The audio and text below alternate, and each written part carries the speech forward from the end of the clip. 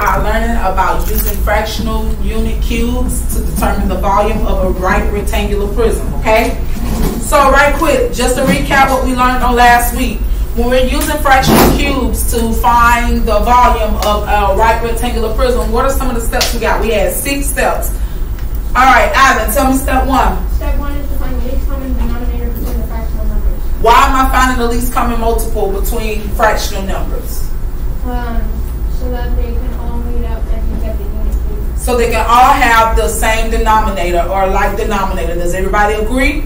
Yes. Moving on. Once I found the least common multiple of those 2 fractional numbers, I then do what, LaShawn? You find the volume of a fractional cube. I find the volume of a fractional cube. And how do I find the volume of a fractional cube, Jaden? By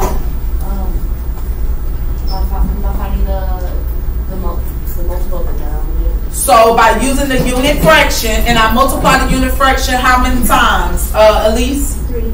3. Why 3? Because there's only, for the sides, there's only 3 length inches per side. Because volume is length times width times height. All right, so once I've done that, what I do next? Milani, Find how many cubes are needed. how do I find out how many cubes are needed, Milani?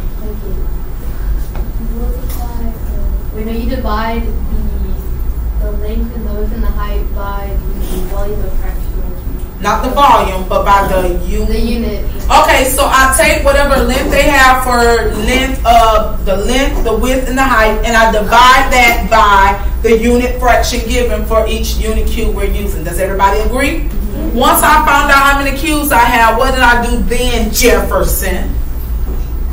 Multiply them. I multiply the number of cubes I have by what? By the volume. Uh-huh. The value of the. Sit to shine. I don't know what to do word. You do. Cube. By the volume of the unit. Unit. Cubes. The unit cubes. Yes, sir. And then I'll get my answer. Now, how do I check it? Simple method. Ivan, how do I check You it? check it by doing the standard algorithm length times width times height. Say that again. I'm checking by doing the what? Standard algorithm length times width. Yes, for this algorithm. I do it by doing the standard algorithm.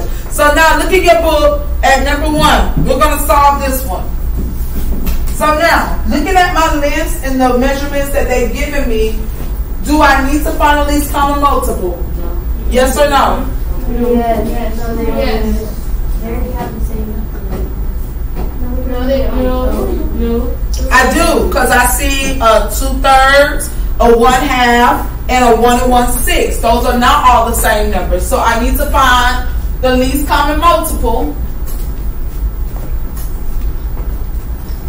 of what numbers? Elise? 3, 6, and 2, 2. 3, and 6. So now let's do it. I'm going to find the first 6 multiples of 2. So count them out for me. 2, 4, 6, 8, 10, 12. All right, and then I need to find the first 6 multiples of 3.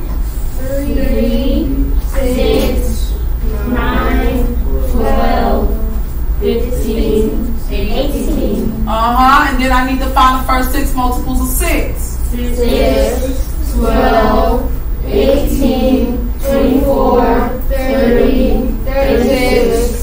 All right, so now let's look between these numbers to see what do we have in common. So, do we have 12? Yeah, we do.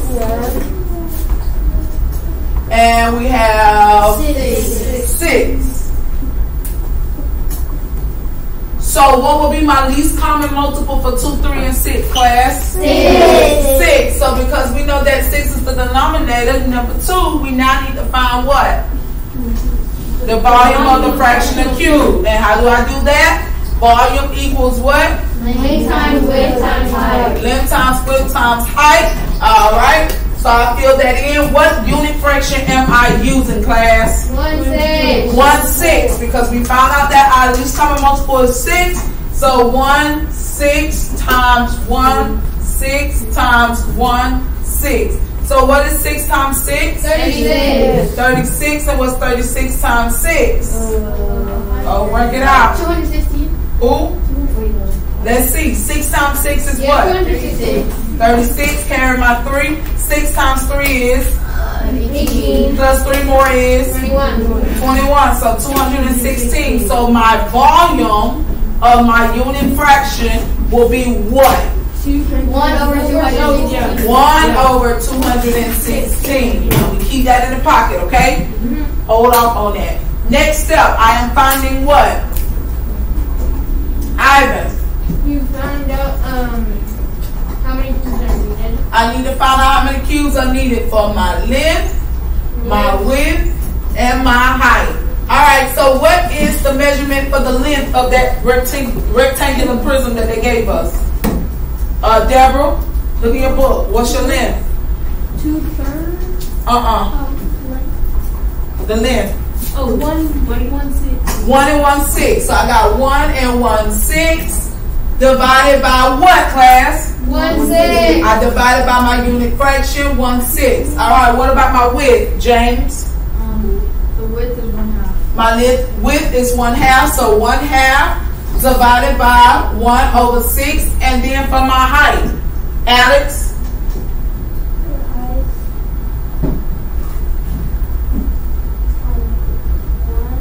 No, look, you need to pay attention. That's why I called your name.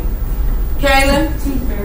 2/3 divided by 1 over 6. Okay, so now when I'm dividing fractions, what method am I going to use, people? Keep change flip. Keep change flip. So with this first fraction, it's a mixed number. What do I need to change that fraction into, class? Improper fraction. An improper fraction. And how do I do that? Using correct terminology. I don't want to hear you take that number and multiply by that number. I need correct terminology here. At least tell me what I'm doing.